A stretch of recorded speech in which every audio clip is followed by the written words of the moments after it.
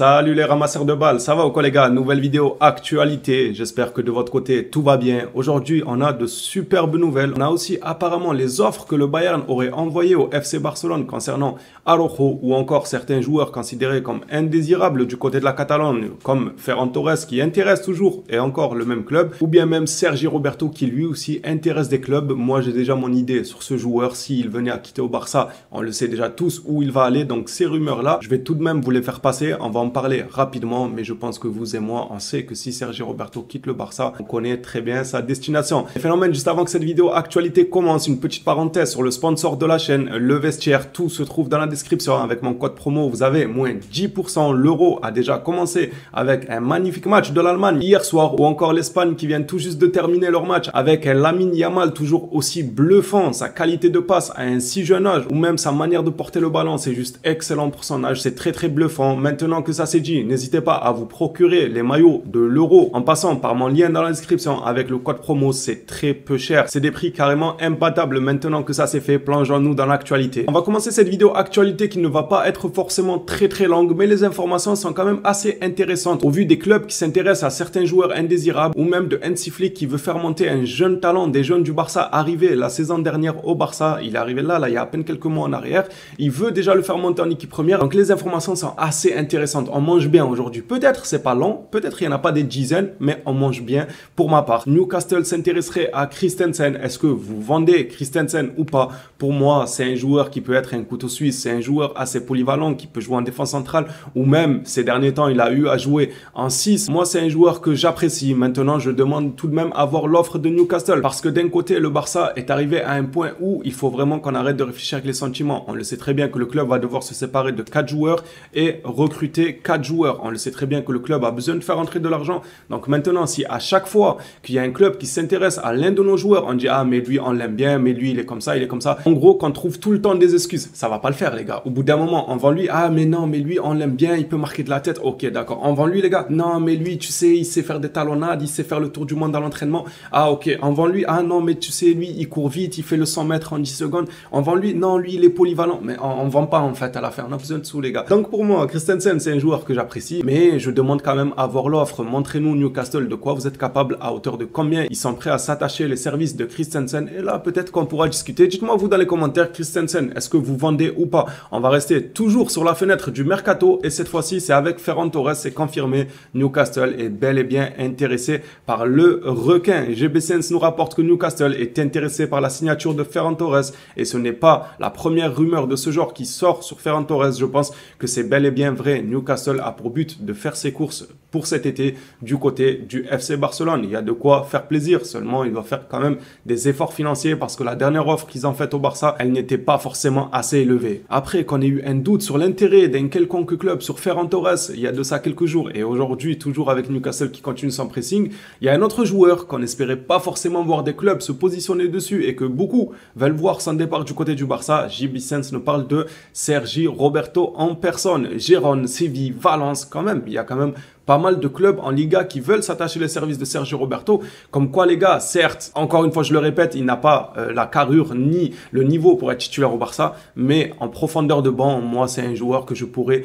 garder pour faire tourner un peu, pour faire souffler. Il peut t'apporter cette expérience, cette polyvalence et tout. Ça a toujours été mon avis sur ce joueur. Titulaire au Barça, jamais de la vie, ni la carrure, ni le potentiel, ni le niveau. Par contre, sur le banc, ça peut faire l'affaire, ça peut dépanner pour faire tourner. Gérone, Séville et Valence s'intéressent à lui. À mon avis, le joueur, s'il devait quitter le FC Barcelone, il irait rejoindre ses anciens collègues, Lionel Messi, Sergio Busquets, Luis Suarez, Jordi Alba, tout ça. Il irait pour moi à l'Inter Miami. Dites-moi vous ce que vous en pensez. Est-ce que Sergio Roberto, vous le voyez signer dans un club de Liga? En plus, ça, c'est pas n'importe quel club de Liga qui s'intéresse à lui. Gérone, qui sort d'une très bonne saison. Séville, club renommé en Liga. Valence, pareil, même s'ils ont eu un peu plus du mal cette saison-là. Mais là n'est pas la question. Ça reste quand même des clubs du haut du tableau en général en Liga. Ils s'intéressent à Sergio Roberto. C'est pas pour rien. Mais comme je l'ai dit, je le vois bien aller à l'Inter Miami s'il venait à quitter le club. Parlons maintenant de Araujo qui se fait un peu désirer, qui fait la princesse, qui laisse un peu le flou sur son avenir, qui envoie un peu ses agents au charbon pour négocier. C'est pas bien Araujo, tu fais ça à ton club de cœur. Franchement Araujo,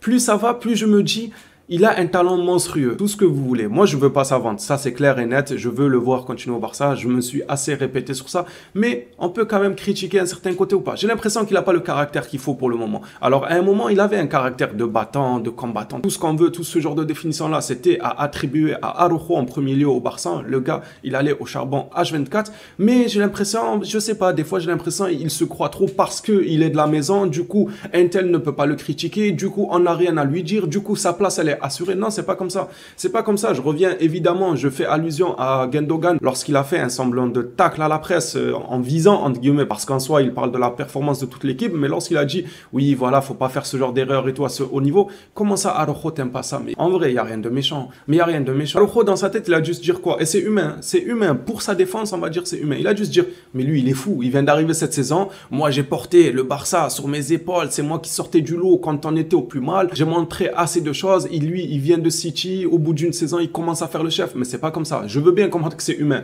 On est là, on est installé dans une maison, un appartement, un stade, une équipe, tout ce que vous voulez, un groupe et tout. Tu vois quelqu'un nouveau, il vient, il se permet de critiquer ce que tu as fait. Je comprends, c'est humain. On aurait été peut-être les premiers à dire, mais pour qui il se prend, lui? Ça fait une saison. Il vient juste d'intégrer notre groupe d'amis. C'est lui qui va me faire la morale ou me faire des réflexions. Alors ça, c'est humain. Maintenant, parlons professionnel. Côté professionnel, ça doit prendre le dessus sur le côté humain. Parce que si on devait être humain dans le côté professionnel, il n'y a rien qui irait. Chacun ira de son idée. Chacun dira, moi ça me plaît pas. Moi ça me plaît pas. Mais Dieu merci, dans le monde professionnel, c'est pas comme ça. On doit prendre sur nous pour que notre caractère, on essaye au maximum de le faire entrer dans le cadre professionnel. Et là, quand Gundogan, qui a une carrière monstrueuse, qui vient de City, d'accord, il est nouveau, d'accord, il vient d'arriver, d'accord, c'est pas son club, tout le blablabla et tout, mais sa parole pèse quand même, c'est pas n'importe qui, c'est pas un petit jeune là de 16 ans qui vient te faire la morale, c'est quand même Gundogan. On parle d'un international allemand, on parle d'un excellent joueur, un joueur incontournable durant sa carrière. Donc pour moi, Araujo doit cacher son côté humain de ouais, moi je suis là depuis avant, ouais, moi c'est mon club et tout,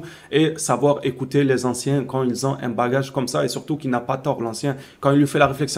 J'espère que c'est que cette fois-ci, mais j'ai un peu l'impression que Araujo, il est de ce genre-là à se dire moi je veux, moi je veux, moi je veux. Attention, c'est très très mauvais. T'as beau avoir autant de potentiel qu'il faut, si le caractère ne va pas avec, ça finira très très mal. S'il vous plaît, les fans d'Araujo, n'attrapez pas ma veste. De toute façon, je répondrai même pas parce que le joueur, je l'aime énormément, j'aimerais qu'il continue au Barça. J'ai juste voulu prendre le temps de faire une petite parenthèse sur les dangers du caractère dans le milieu professionnel et ce, dans tous les milieux professionnels, même au travail. Si tu mets quelqu'un qui a un caractère un peu qui se la ramène tout le temps et tout au travail, c'est sûr que ça va pas faire bon ménage. Bon, des fois, c'est bien de se la ramener aussi, on va pas se mentir. Je dis ça, mais je suis pas un exemple. Je suis pas un exemple. Moi, dans le monde du travail, quand ça va pas, j'hésite pas à le dire, j'en ai rien à foutre des conséquences. Mais tranquille, là, t'es payé des millions, t'es au Barça, t'as des millions de personnes qui te regardent et tout. J'estime qu'il doit faire un peu plus un effort que des personnes qui ont des boulots lambda, quoi. Voilà, des boulots fatigants et tout. C'est normal qu'on craque au bout d'un moment. Bref, fermons la parenthèse sur Araujo et parlons de Vitor Roque. C'est bel et bien confirmé. Hansi Flick compte sur le Brésilien pour la pré-saison. Roger Torello nous rapporte que Hansi Flick a indiqué à Roque qu'il lui faisait confiance et souhaite qu'il fasse la pré-saison avec l'équipe première. On va conclure cette vidéo actualité par ce jeune talent-là. Peut-être que sa tête ne vous dit rien. Et j'ai envie de vous dire, vous aviez qu'à suivre les vidéos actualité parce qu'on en a parlé à de nombreuses reprises avant même qu'il vienne au Barça. On disait le jeune allemand là prometteur arrivera au FC Barcelone. Ceux qui ont suivi mes vidéos ou tout simplement l'actualité savent très bien qui est ce jeune homme. C'est bel et bien Noah. Selon Sport Bild, Hansi Flick et son staff souhaitent inclure Noah Darvic à la pré-saison de l'équipe première. Ça me hype. Mais là, j'ai plus que envie que la saison commence. Déjà, rien qu'avec notre 11 titulaire de base, je voulais voir ce que Flick allait faire de cette équipe-là, de quelle manière ils allaient jouer, de quelle manière ils allaient recevoir son message et sa manière de voir le ballon. J'étais extrêmement hype, mais maintenant, il commence à me dire,